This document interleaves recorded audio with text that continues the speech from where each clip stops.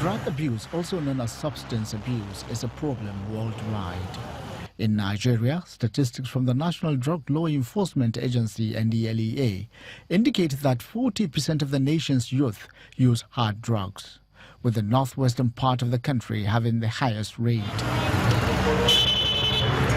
The situation, however, seems to have taken a new dimension in Kefi, Nasarawa State, as youth comprising of women, girls, and young boys of ages 15 to 35 are involved in this act.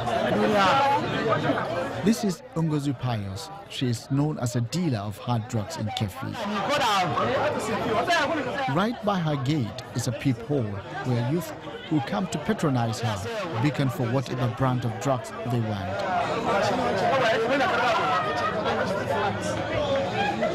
She admits to selling hard drugs to youth in the area, and her business appears to be thriving. Cannabis. Don't you know that it has effects on the youth and every other person that takes it? I don't know. People that are bringing it, we call them on phone now. I say small. At times we feel make like 5,000, 10,000. Have you tested it before? How long have you? No. You don't test it, but you allow others to buy it. How long have you been selling this? It don't take. How many years? It don't reach about 3 to 4 years or 5 years. Her backyard also serves as a hideout for hard drugs users.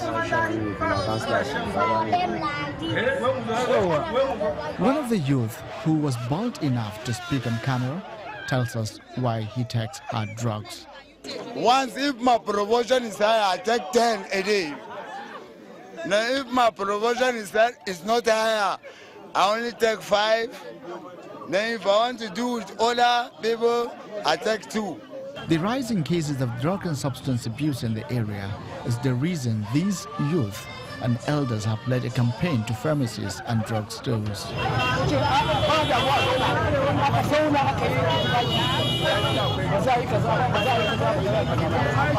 Their message is clear: stop drug abuse and build a better society.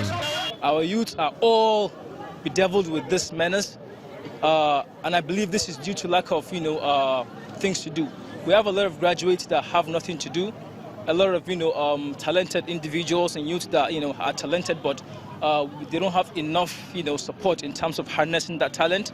So I think these are all factors that, could lead to such. The issue of, kidnapping, Boko Haram, armed robbery, and all the vices that is being perpetuated by the youth is linked to this. And that is why we have to come together to see how we can salvage the situation. The picture created by the number of youth said to be using hard drugs has very disturbing implications for the nation's socio-economic development. The general consensus is that the community and religious leaders must sensitize people of the dangers associated with this menace.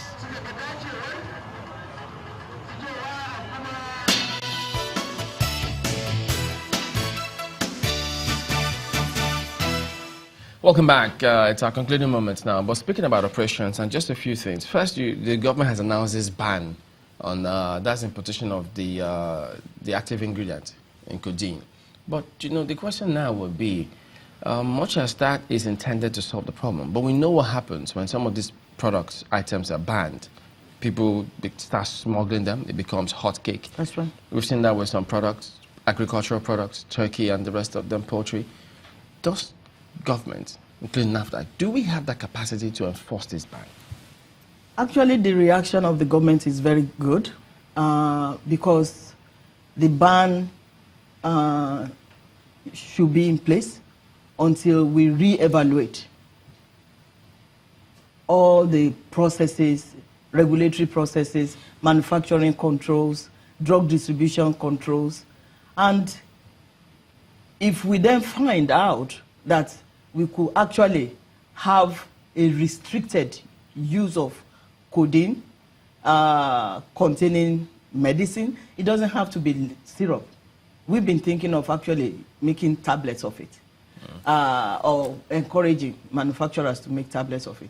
But that will take coordinated, multi-sectoral task force working together So the reaction of the government, I believe, is the right one. Yes, but you know, I also think that there are key components to enforcing this ban.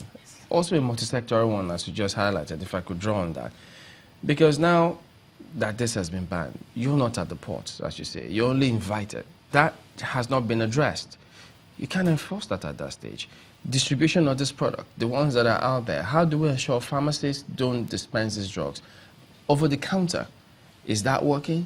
Doctors, so all of those units.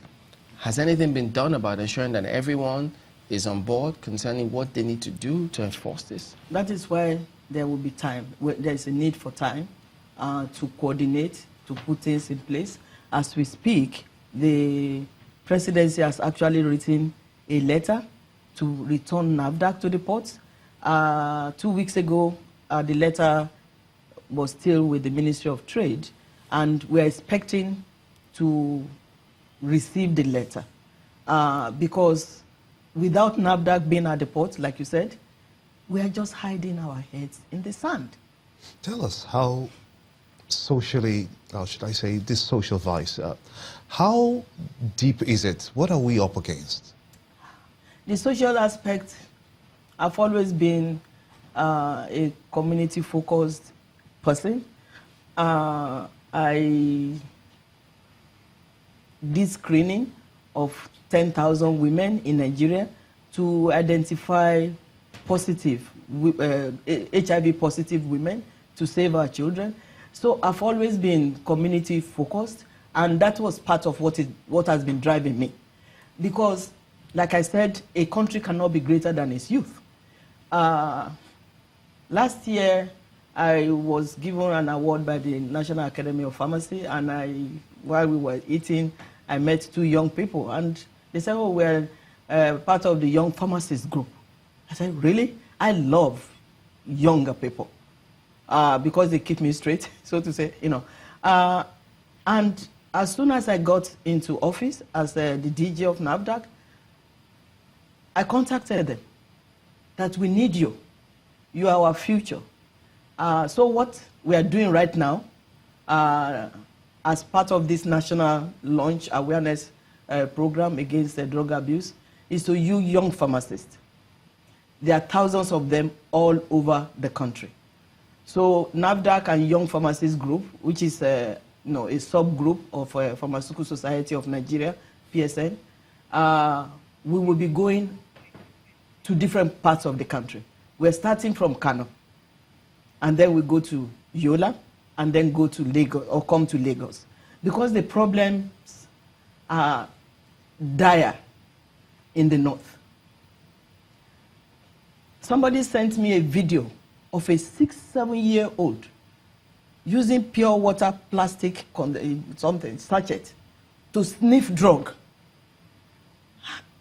I was weeping, said, 6-7-year-old? Where is the mother? In the north, women in hijab, conservative women selling codeine, selling drugs. That breaks my heart. In the absence of employment, what else would they be doing? That is why we need a lot of work to educate, that children have to be in school. I was in Yobe about 2.5 months ago, and driving back from Yobe to Maiduguri, from Damaturu to Maiduguri, I saw 6, 7, 8-year-old children during the week walking around. I said, where are the schools? So we have to, as a country, to help our future, come together. Okay, one more thing. I mean, some of the practitioners there, including pharmacists too, they say that NAFDAC usually requests for 50 cartons of a particular product for registration because they end up registering 1. Why request for 50? Actually, that may be an exaggeration, 50 cartons, but there's a fact and there's a truth to that. I've met with my directors, and in terms of sampling or sample size, I've told them they have to use or request for reasonable sample size, because you are already depleting the manufacturer's volume, if you ask for a lot, that, there is a problem with that. Because some of those, a manufacturer was telling me that some of the samples found themselves in the market.